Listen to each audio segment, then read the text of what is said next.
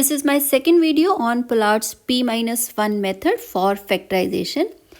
So in my last video, I have explained what is Pollard's p-1 method, and let's see quickly what this method was saying. If we want to factorize an integer n, let's say we want to factor this integer n. So for this, we choose a base b, and I'm calling base as b. You may use the base as a or any notation. So let us choose a base b such that the GCD of this base b and n, this is equal to 1. We compute b to the power b factorial, and let me to call this as a for certain integral value of b. Let me to call b as 2, 3, 4 up to a practical limit.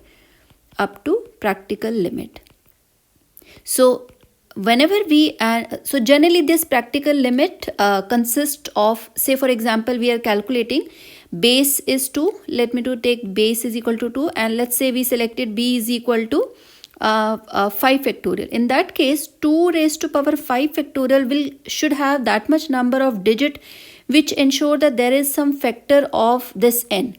So if the length of these two are quite equivalent, we can say probable that this will include a factor of n as well. So how this include a factor? Not exactly this, but a negative of this. So that is in the next step. Compute this, and then we compute the GCD of a minus 1 and n, or we make it say compute the GCD of base b factorial minus 1 n. So now there are two options. If the GCD of b to the power b factorial minus 1 comma n, this is equal to some p, and this p is not equal to 1 and this is not equal to n. This means in this case this is a non-trivial integer, and this non-trivial integer means it is not 1 and it is not n. So this will become a non-trivial factor of n as well. We have shown in my previous video that why we consider this as a factor. And the second possibility is that if GCD of b to the power b factorial minus 1 comma n is always n. Say suppose if this is always going to give me n, this become a trivial factor. In that case, Pollard's method doesn't work and we stuck here. So this is the purpose of this particular video. What will happen in case we are constantly getting this trivial factor? Then how to proceed using the Pollard p-1 method. And for this, now I am going to recall the factoring pseudo prime algorithm.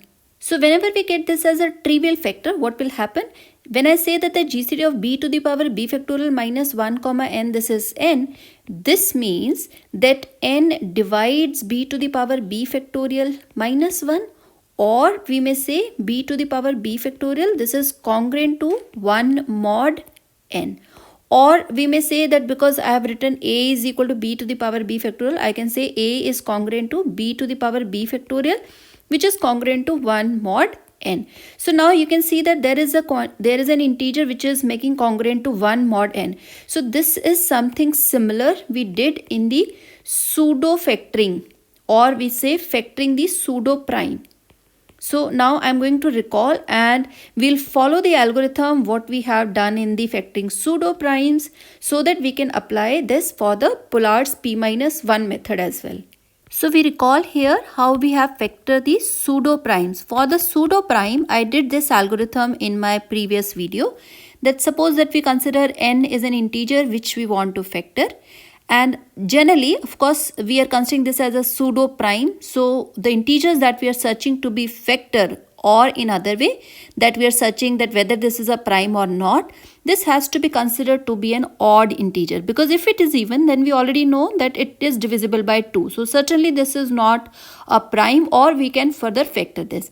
So n to be odd, and let us say that we have found that corresponding to some base b to the power m is congruent to 1 mod n, and we have this an even exponent.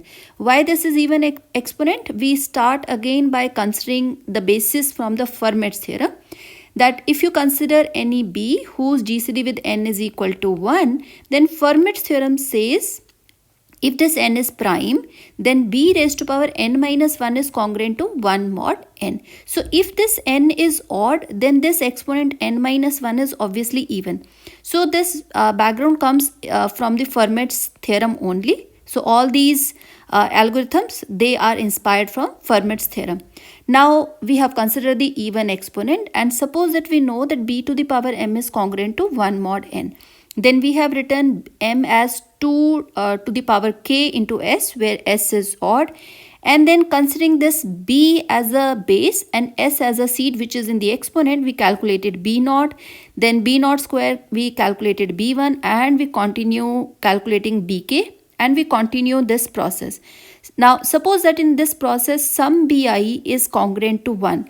And if some bi is congruent to 1, we and for this is I is smallest. So if this ith is smallest and the previous one are not congruent to 1, so certainly one immediate previous I minus 1th index is not congruent to 1. And bi and bi minus 1 are related like this. So bi minus 1 square is congruent to bi, which is congruent to 1. So there we can apply the Fermat's generalization. So we did this in the Fermat's generalization. So this all I have explained in my previous video. The link is added in description.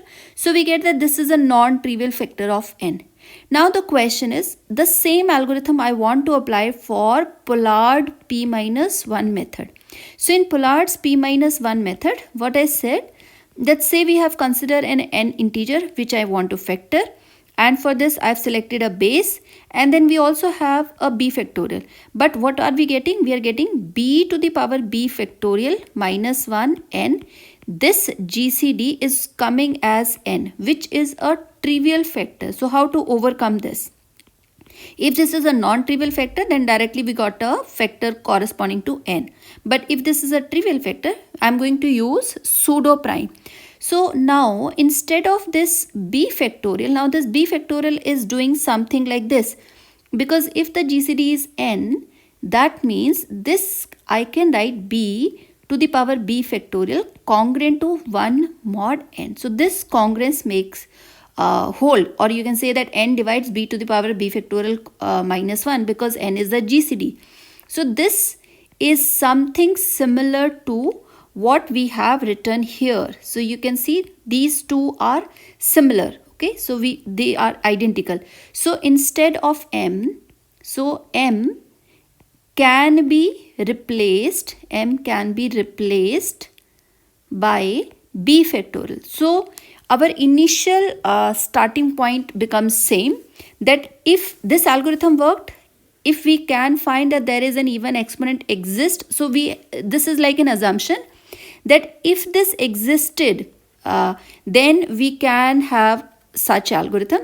So similarly our starting point becomes same. So if for some b factorial minus 1 and n, their GCD is n, this will hold. So we can apply. Now let's take an example to understand this step. So in this example, let us consider n is equal to a large integer 985897111, and we see that n is odd. And let's choose base b is equal to 2, and let us take b. This is again quite large, that is 20. So that 20 factorial will, if possibly, cover any factor of n. So we want to note that a, which is b to the power b factorial, this is congruent to 1 mod n. So we are searching that when this will hold. So at this moment we assume that okay, this hold. In that circumstances, we'll start our algorithm.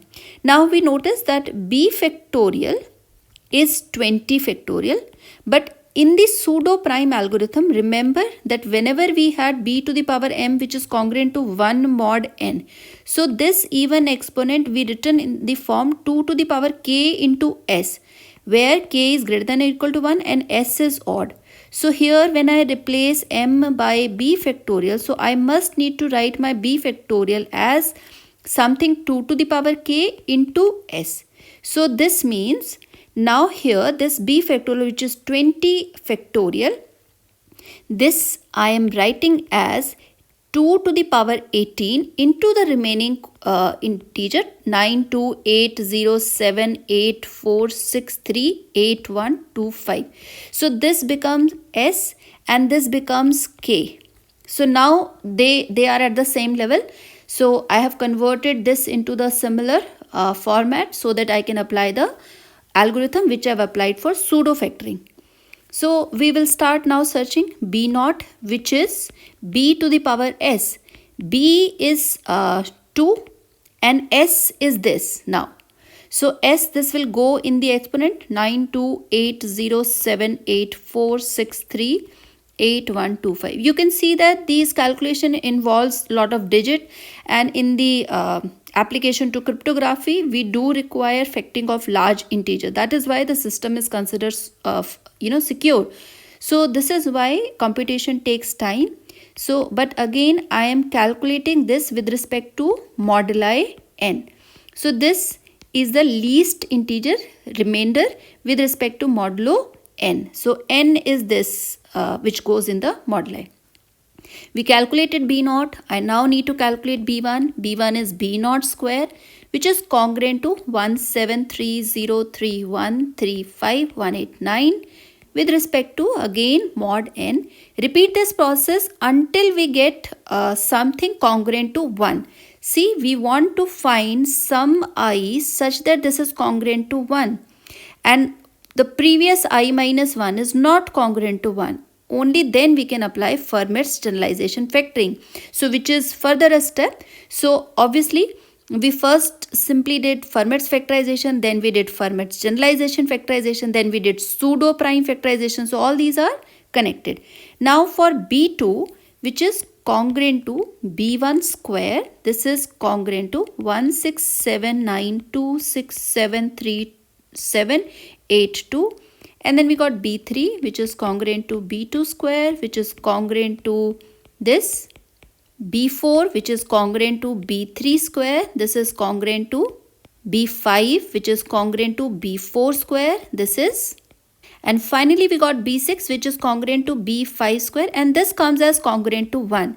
So we can see that we have found one ith index when this is congruent to 1 mod n. So this means we can say that b5 square, this is congruent to 1 square mod n, and we can apply now the generalized Fermat's theorem.